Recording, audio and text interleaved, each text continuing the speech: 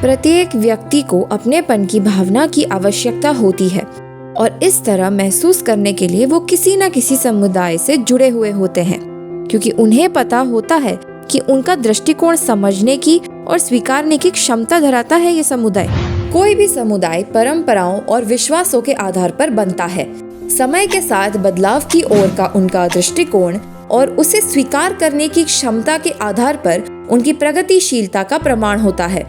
हमारा देश भारत एक ऐसा ही देश है जहां विभिन्न समुदायों का निर्माण उनकी अपनी परंपराओं, मान्यताओं और उनके पूर्वजों द्वारा निर्धारित अधिक के आधार पर किया जाता है। यही पूर्वजों को उस समय दी जाने वाली शिक्षा के कारण जो उन्हें गुरुकुलों में मिलती थी, अपने समय के अनुसार काफी प्रगतिशील माने जाते थे। जो आज हमारे लिए विद्यालय है, पौराणिक काल में उन्हें गुरुकुल कहा जाता था और फिर अंग्रेजों के कारण शिक्षा ग्रहण करने का हमारा तरीका ही बदल गया। हमारा चाल ढाल, रहन सहन, व्यवहार सब बदल गया, जो आज भी काफी कायम है। हमारे पूर्वजों के समय में गुरुकुल एक महत्वपूर्ण स्थान था, जहाँ शास्त्रार्थ, संस्कृति और ज्ञान का प्रचार होता था, जहाँ आदर्श, सांस्कृतिक तथा शिक्षा के विधानों को समर्पित किया जाता था। इतिहास में गुरुकुलों का महत्व बहुत अधिक रहा है। गुरुकुल एक ऐसा स्थान था जहाँ विद्या के साथ साथ अनुशासन, संस्कार और विवेक भी शिक्षित किए जाते थे। ये एक ऐसा संस्थान था जहाँ छात्रों को आत्मविश्वास और जीवन के उद्देश्यों के बारे में समझाया जाता था। ये एक समुचित स्थान था जहाँ शिक्षा का एक पूर्ण अनुभव मिलता था। आज के समय में हम इस प्राचीन विद्यालय संस्कृति को फिर से जीवंत करने की कोशिश कर रहे हैं। आज के गुरुकुल से लोगों को प्राचीन गुरुकुल की संस्कृति, मूल्यों, परंपराओं और धर्म का पूरा संगम मिलता है। वहाँ उन्हें सभी विषयों का अध्ययन कराया जाता है जो प्राचीन काल में शिक्षा के मूल तत्व रहे हैं। इन विषयों में से कुछ हैं वेद, शास्त्र, ज्योतिष, धर्मशास्त्र, संस्कृत आदि।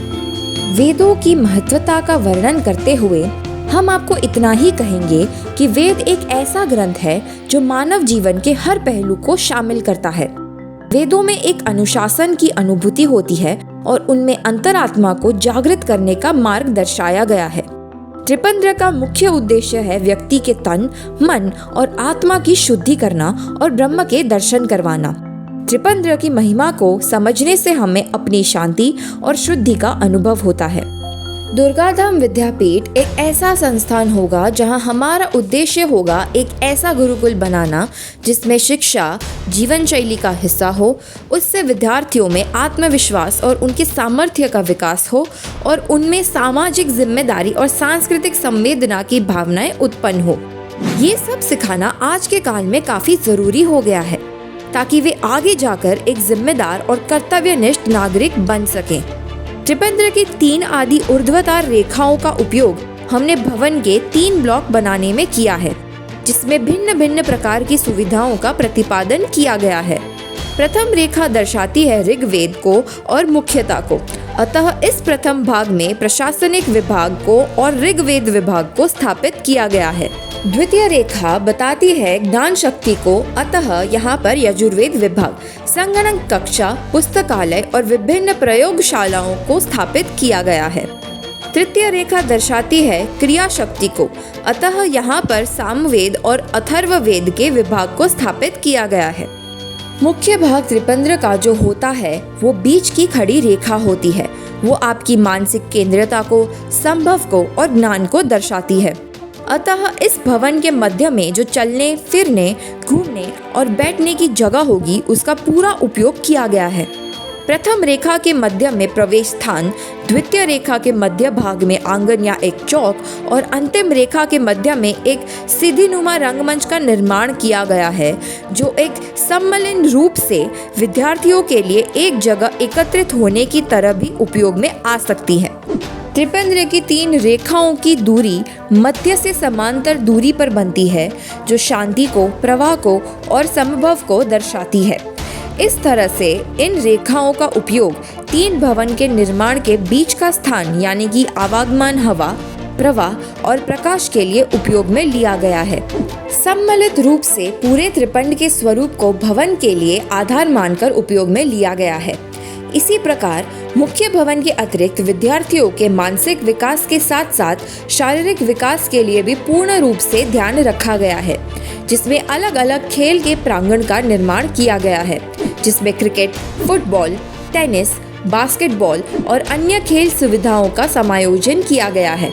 आधुनिक खेलों के साथ साथ प्राचीन खेलों का समायोजन किया गया है, जो विद्यार्थियों को बौद्धिक और तार्किक रूप से भी विकास में सहायता देती है। ये खेल निम्न प्रकार से हैं, जैसे कि अखाड़ा, मानव आकार की चेस, तीरंदाजी मैदान वगैरह।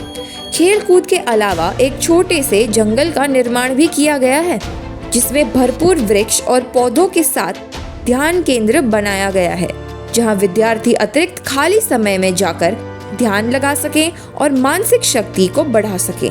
इन सब मुख्य बातों के अलावा पूरे भवन में प्रकाश और हवा के प्रवाह का भी पूरी तरह ध्यान में रखा गया है, जिसके कारण पूरे भवन में प्राकृतिक हवा और प्रकाश की व्यवस्था रहे और बिजली के उपकरणों पर निर्भरता कम हो, और फिजिकली हैंडीकैप लोगों के लिए भी सारी सुविधाएं प्रदान की जाएंगी। इन सब सुविधाओं के अतिरिक्त एक भव्य वेद विद्यालय का भी निर्माण किया गया है, जो 108 बच्चों को समावेश करने की क्षमता धराता है, जिसको पूर्णतः प्राचीन काल के आधार पर बनाया गया है, जिससे गुरु शिष्य परंपरा का समायोजन कर सकें और इसी परंपरा को आगे बढ़ा सकें। इस छोटे से गुरुकुल पद्धति से भी परिचित हो और आने वाली पीढ़ी ही हमारी सनातन संस्कृति को एक पीढ़ी से दूसरी पीढ़ी में ले जाने का कार्य करेगी। आधुनिकीकरण के इस समय में हमारी आने वाली नई पीढ़ी को इस बात से रूबरू करवाना बहुत ही आवश्यक हो चुका है। तो चलिए, अब समय आ गया है, एकजुट होकर हमारे देश के भविष्य को और भी उज्जवल करते हैं और आगे बढ़ाते हैं।